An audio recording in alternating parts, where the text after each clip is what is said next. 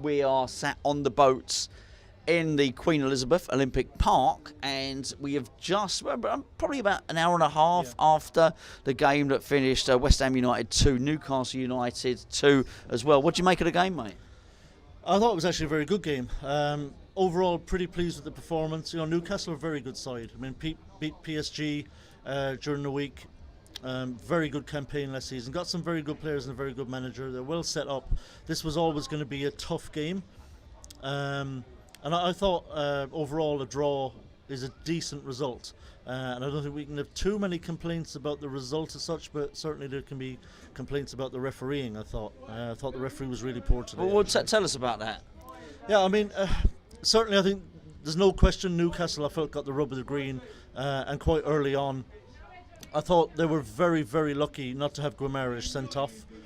Midway through the second half, maybe 20 or so minutes in, he was on a yellow already. He'd been skipped past, had stuck the leg out and had prevented a counter-attack. And I think normally you kind of expect a referee to produce a yellow card for that. And I think had he not been on a yellow already, I think the referee would have produced a yellow for that challenge. But I think it's another case of, it was only 20 minutes in, and I think the ref bottled it a little bit. And I think Guimaraes was a very lucky boy to still be on the pitch. Later on, another incident I remember very clearly. I think Paqueta was jostling for possession and had just out-muscled his marker to win the ball, win possession, and had a free kick given against him, which I did not feel was a free kick whatsoever, and which led indirectly to Isaac scoring an equaliser for Newcastle. So those are the two major occasions where I felt the referee had got it wrong. But there were other times where I felt he could have blown the whistle in our favour and let some things go. We got a couple of decisions from him, no doubt, but I think Newcastle certainly got the rub of the green from him today. Yeah, I sort of agree. I think we were looking at incompetence rather than bias with the referee there. Certainly their first goal, I felt, came as a result of some really bad officiating, and then of course I'm not sure. I think it might have been Alvarez. Someone like that headed the ball into the area. Sort of they scored. What about more in terms of? I think we both agree that the referee was probably a little bit mistaken. Let's put it that way in that game. First half, we scored the early goal, and then I felt we set back, and I thought we managed the game really well. What about in the second half and the way we came out then? Yeah, it was kind of almost a proverbial game of two halves. I think certainly, I mean, we started very, very brightly. I thought the entire first half we really controlled the game. Newcastle had enough of the possession, but that's always going to be the case with the way we set up. But I thought in the final third, I thought we dealt with them really comfortably in the first half. They looked like they were out of ideas. They didn't really quite know how to break us down, how to create any opportunities. And we were actually very comfortable, I thought, defensively in that first half, and we carried a threat ourselves, as you say, scored that goal, which was huge, and we were comfortable at half time. And I thought, you know what, Newcastle are flat today. I don't know if it was maybe because of their exploits midweek. Obviously that was, I suppose, physically and emotionally probably quite draining for the Newcastle players because they put so much into the PSG game. I think they definitely came out a bit flat in the first half, and we took advantage of that, which was good. So it was very good to go in 1-0 up at half time, and I think it was a deserved 1-0 lead because I think we were certainly the better team in that first half. But the second half, I think Newcastle came out kind of with a renewed purpose.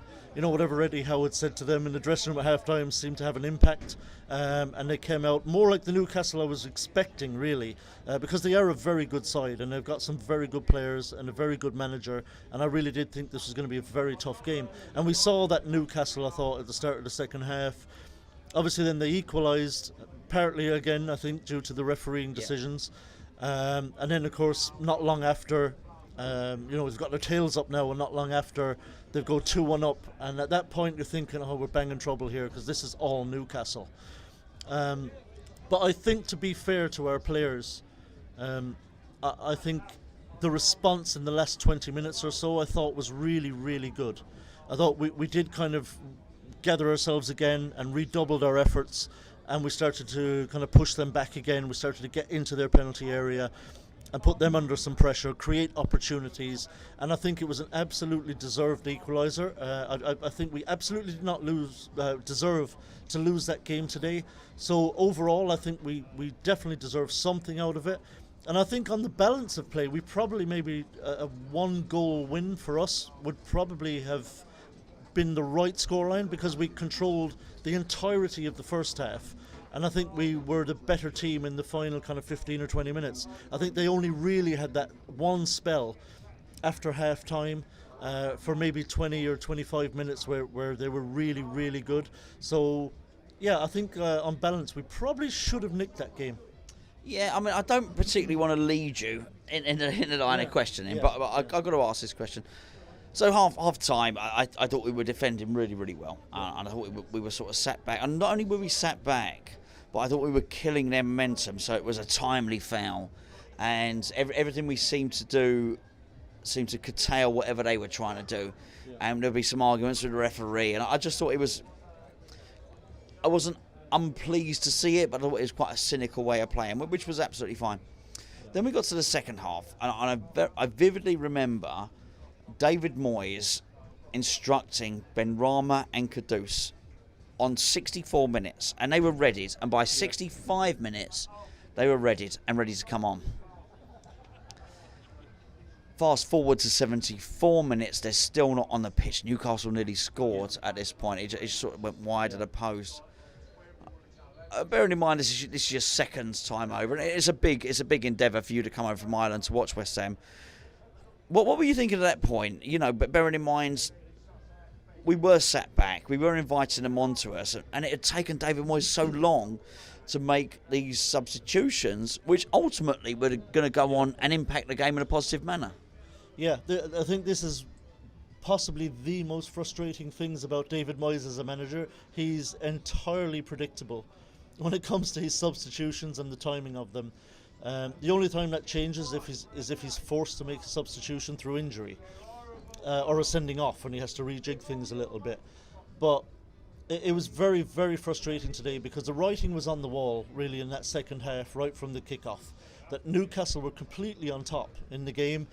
You could see the equaliser was coming. Yeah. And then inevitably it did come. And then they're still on top, and we're still struggling. And then you're looking at the sideline thinking, what's Moyes doing? And it's basically this. Yeah.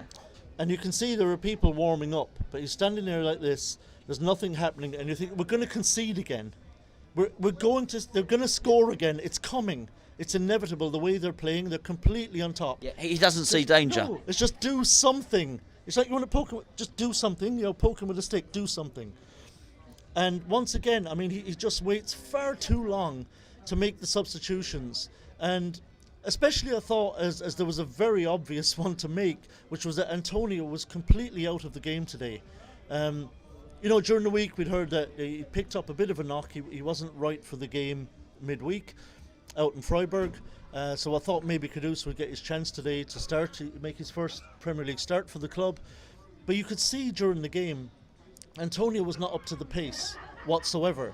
His closing down wasn't like it usually is. His energy was down. I absolutely agree. There was one ball, Lucas Paqueta played a beautiful kind of diagonal ball through for him, which he normally, with his pace, would get on the end of, one-on-one with the centre-back. But the centre-back got there comfortably ahead of him. And you could see he's not right. And he's on a yellow card. So it was the perfect opportunity to maybe at half-time say, look, you're just off it today, Mikel. We're going to get you off. We're going to get Kudus on at half-time. And that's what should have been done, in my opinion. But how Antonio lasted 75 minutes, I will never know.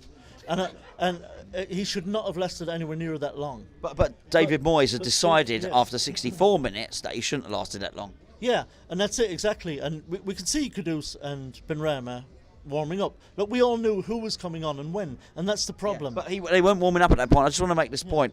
At the 65-minute mark, Kudus and Benrahma were no longer warming up. They were stood next to David Moyes. Yeah, and again, we've seen this time and time again. You get them out, you get them warmed up, ready to go, and then you have to sit there and watch them standing beside David Moyes in the technical area for the next 6, 7, 8 minutes, just doing little jogging on the spot things, trying to stay warm. I think the thing was, I think at the time we were defending a series of corners. And I think Moyes is so old school that he has that old school thinkers, like you don't make substitutions when you're defending a corner because you might mess up your marking. Yeah, but we have to only make a substitution when it's a goal kick to us. Yeah, exactly. And it's a bit of an Achilles heel for him because he had an opportunity to affect this game earlier than he did. When we were under the cosh, we were struggling, Antonio's not in the game. That's when I think he should have sprung it on and said, right, we've got to change this before the inevitable happens.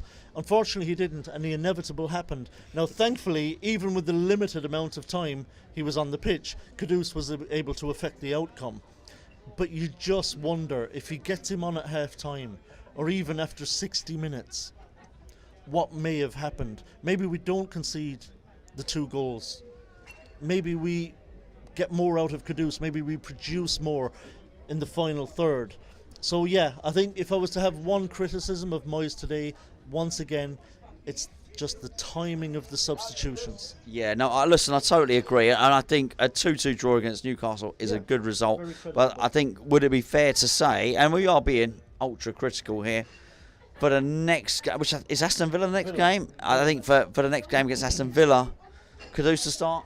Yeah, I mean, the impact he's had, he's played very well when he's come on. He played very well in Freiburg, came on today and made a huge impact. It would be hard to justify not starting him against Aston Villa, especially given that Antonio was so poor today and was completely off the pace. I don't think the excuse can be used now that he needs more time to adjust and to fit in with the team. Clearly, this is an absolute quality player that we paid a lot of money for to come and impact our performances in the Premier League. We've seen now he can do that. He's such a live wire. He's so difficult for opponents to deal with.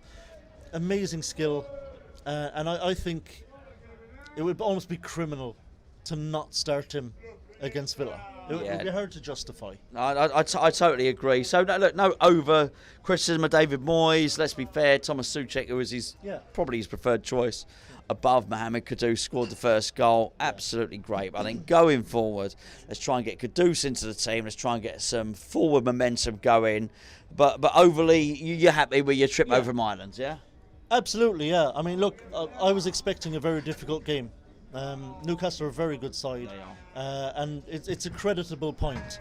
And I was actually really pleased overall, apart from the one aspect obviously we didn't like was Moyes' kind of inaction on the sideline, where he could have changed it a bit earlier, and the referee, but obviously that's out of our hands, out of David Moyes' hands.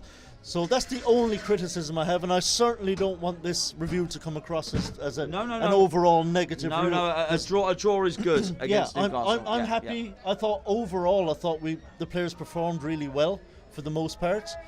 I did think we were the better team for large parts of that game, including the entirety of the first half, and I thought the last 15 minutes we really got after them as well, looking for that equaliser. The players rolled their sleeves up and really went to go and try and find another goal, and thankfully we were able to do that. So I think overall that was a really good performance, and I think against a team like Newcastle, who are a team who are on the ascendancy and who are a very good side, I think the way we performed against them today shows that we're a very good side too, and that nobody's going to have an easy day in that stadium across the road. I totally agree with what you just said then. We are a pain in the arse to play against, Tommy. Just final thing, Tommy, where can people find you?